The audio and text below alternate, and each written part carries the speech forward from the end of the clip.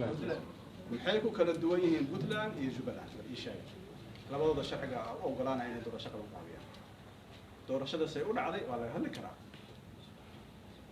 laakiin labada maamul laba doorasho qaban qaabeen ay qaban qaabiyeen mid madaxweynuhu waa qayb galay waa tii Puntland midna waa diiday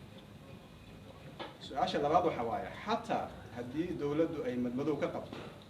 habka ugu habboon oo loo xalli kara ma yahay habka maxaa ka soo bixi kara tilaabaha khaldan oo dawladdu ay qaadayso maxaa rabaa marka inaan u laabto dawladda waxaa laga rabaa sharciga inay ixtiraam cidda koobaad oo sharciga lagula xisaabtamaayo muwaadinka ma aha waa dawladda sharciga lagu doorto hadday ixtiraami weyso macnaheeda waxaa waaye dawlad ma jirto inta jeer dawladdu ay garab martay sharcigana xisaab ma leh haddaa fiirisid mu'asasaadka dawladda ama institutionada dawladda ama hay-adaha dawladda ma qabtaan wixii loogu talagalay waxaan ka bilaabaynaa baarlamaanka maanta awoodna uu leeyahay su-aasha ninka idin weydiinaa Soomaaliya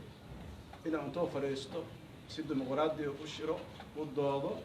oo wax ay la taa soo saar awoodna uu leeyahay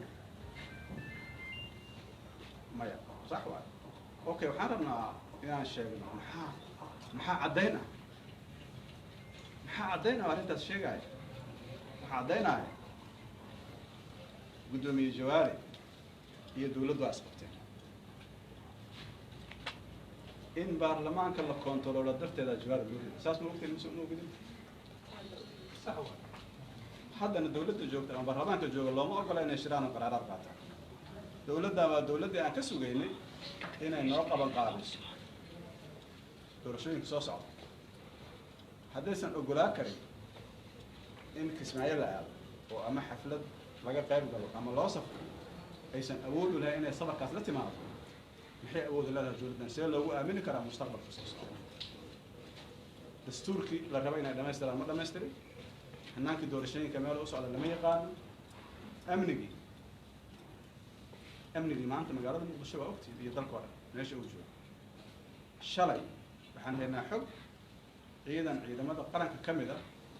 in shabaab ay soo weerareen oo baabi'iyeen wax ka hadlaya ma aragtay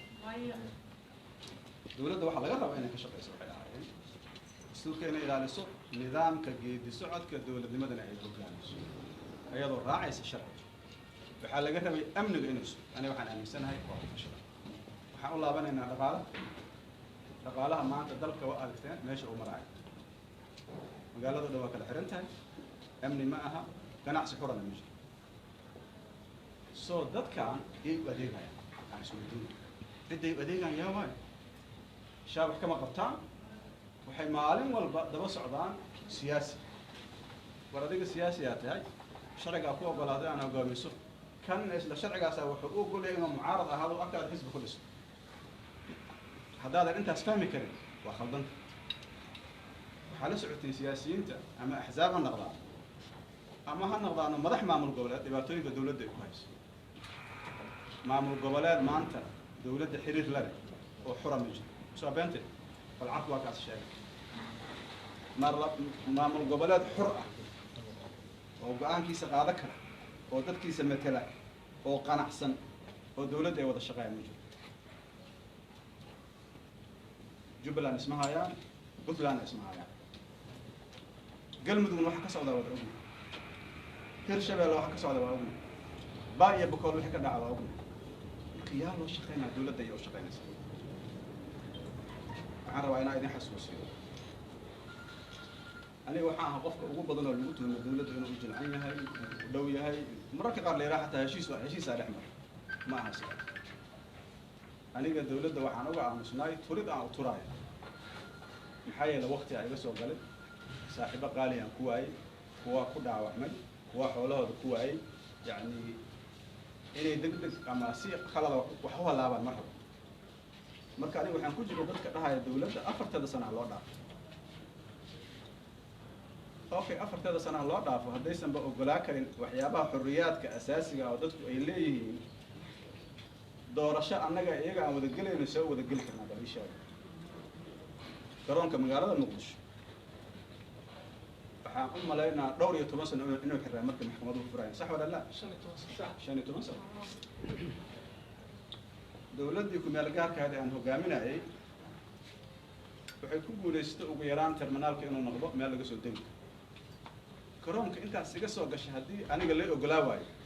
cidda loo ogolaa kara bal ii sheega waa su-aal oo maxaan u socdaa aniga waxaan u socdaa Kismaayo dowladda waxay la yeelan kartaa inay tiraahdo waxaasaan ka qabnaa anaga raalli naga ahaa waxaasna sameyn waxaan rabaa nuqdo muhiima inaan u ma ogtihiin horta dowladda iyo aniga sharciga inaan u simanno waxaan u wadaa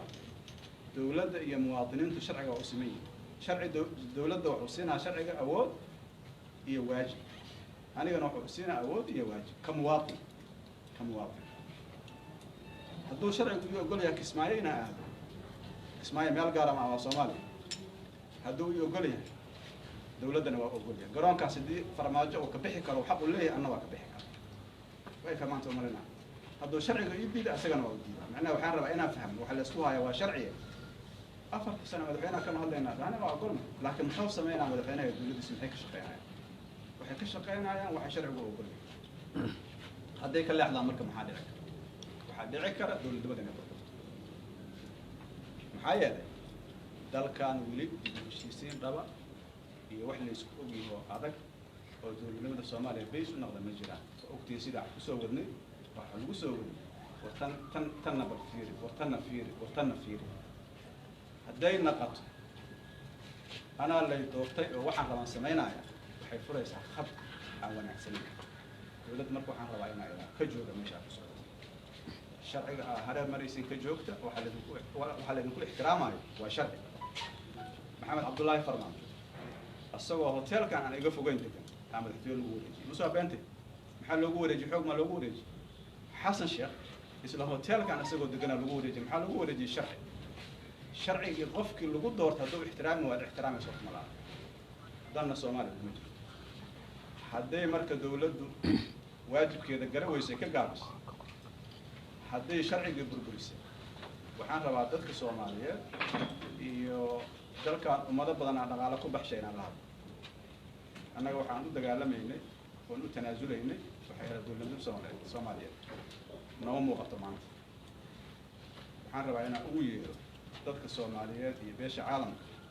waxaa loo baahan yahay in laga wada hadlo dalkan meesha ugu socdo haddaan shabaab lala dirirayn oo jidadku ay xiran yihiin oo aan la ganacsan karin oo qof xura uusan jirin waxa dhala kara baa dhici karta annaga ma rabno intaan iska aamusno markay waxa laabaan inaan indhaha taagno dowladnimadaanu waxay ku socotaa meel khaldan